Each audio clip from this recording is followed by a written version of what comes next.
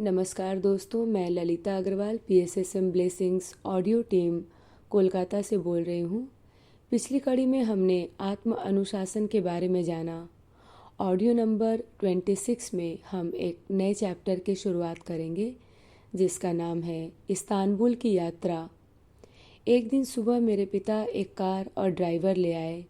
जैसे ही हम कार की सीट पर बैठे, मैं, मेरे माता पिता, मेरी तीनों बहनें सभी बहुत दुखी थे। मेरे माता पिता ने क्रॉस का चिन्ह बनाया और कार रवाना हो गई। जैसे जैसे हम अपने घर से दूर होते जा रहे थे, हम सभी मौन हो गए।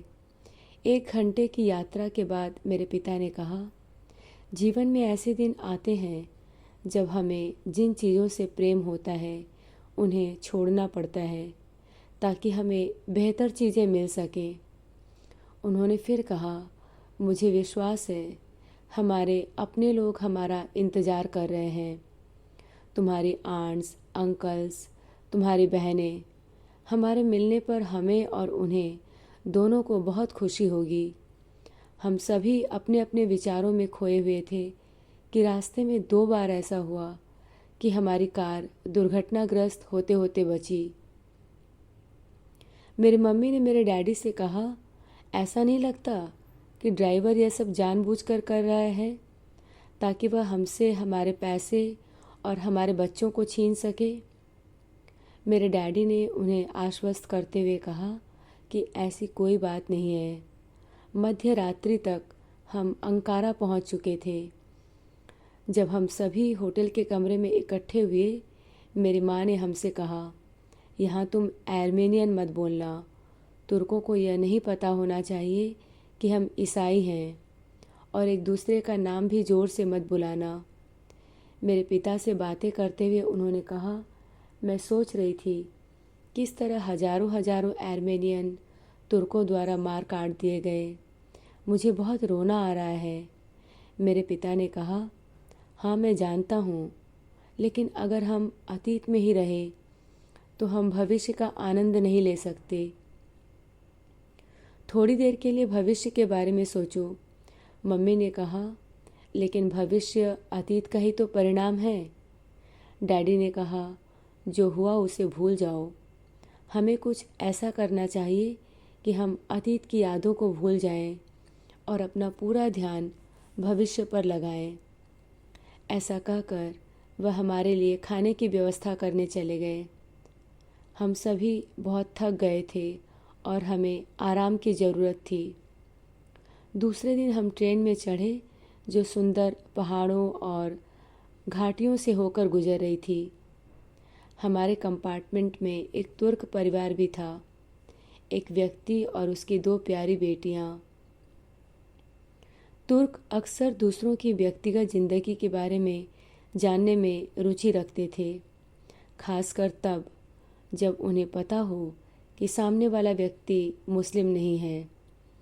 उस व्यक्ति ने मेरे डैडी से पूछा, आप कहाँ से हैं? डैडी ने कहा, सिवास।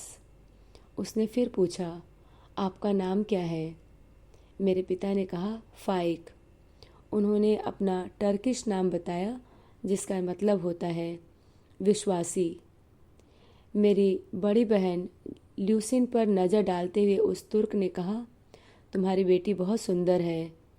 डैडी ने कहा, हाँ सुंदर है, लेकिन उतनी नहीं जितनी तुम्हारी बेटियाँ। तुर्क व्यक्ति ने कहा, वे मेरी पत्नियाँ हैं। डैडी ने उनसे क्षमा मांगी। यह गलती स्वाभाविक थी क्योंकि तुर्क व्यक्ति करीब 60 साल का था और उन लड़कियों की उम्र करीब 20 साल की। तुर्क ने फिर पूछा, क्या तुम्हारी बेटी की शादी हो गई? पिता ने कहा, नहीं, लेकिन उसकी सगाई हो चुकी है। इस्तांबुल पहुंचते ही उसकी शादी कर दी जाएगी। मेरे पिता ने मेरी बहन को बचाने के लिए यह झूठ कहा। इस तरह की बातचीत में औरतें कभी भी हिस्सा नहीं लेती थी क्योंकि उन दिनों टर्की में औरतों को लोगों के बीच बोलने की इजाज़त नहीं थी। इसके अलावा उनके चेहरे हिजाब से ढके हुए थे। मेरी माँ इन सब बातचीत को सुनकर चिंतित हो गई और उन्होंने मेरे पिता से तुर्क भाषा में कहा, आप लोग बातचीत बंद करें तो बेहतर है, मेरे सिर में भयंकर दर्द है। उस व्यक्ति ने कहा, मेरे पास टैबलेट है, मैं आपकी सहायता कर सकता हूँ। मेरी माँ ने कहा, धन्यवाद, मुझे इसकी ज़रूरत नहीं है। अपनी पत्नियों और बेटियों के बारे में बातें करना अच्छा नहीं है, आप किसी अन्य विषय पर बातें करिए। उसकी दोनों पत्नियां हंसने लगी। तुर्क व्यक्ति ने व्यंग्यपूर्ण लहजे में कहा, तो क्या आर्मेनिया के लोगों से हम राजनीति के बारे में बातें करें? मेरे माता पिता दोनों एक दूसरे को देखने लगे।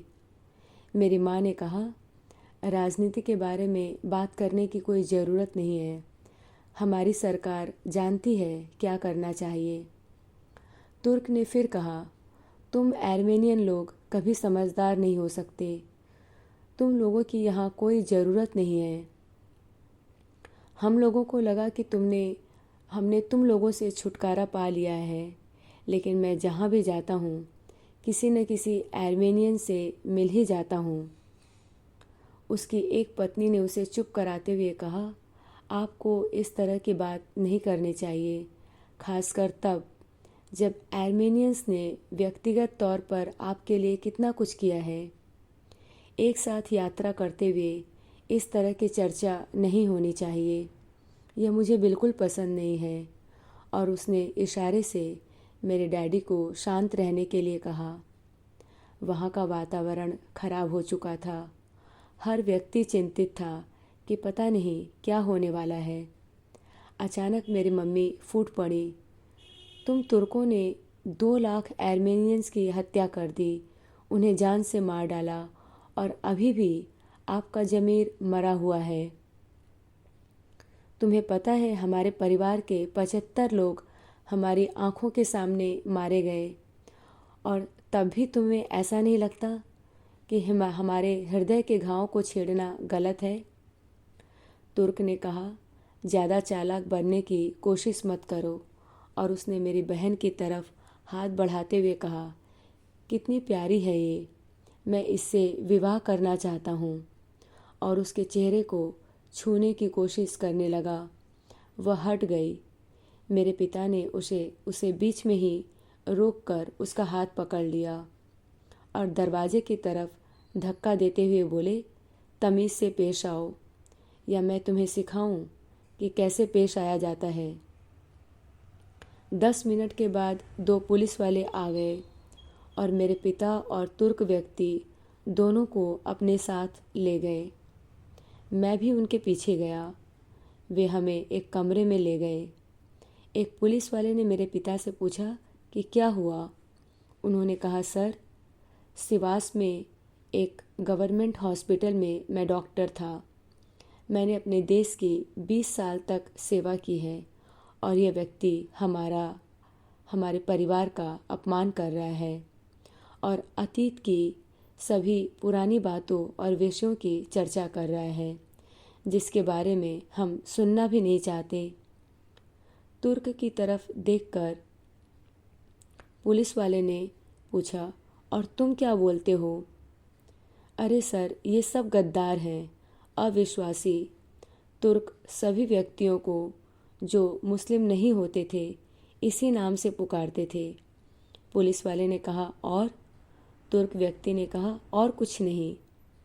आज के लिए इतना ही। अगले ऑडियो में हम इसी घटना को आगे बढ़ाएंगे। तब तक के लिए धन्यवाद दोस्तों। आप सभी का बहुत बहुत आभार।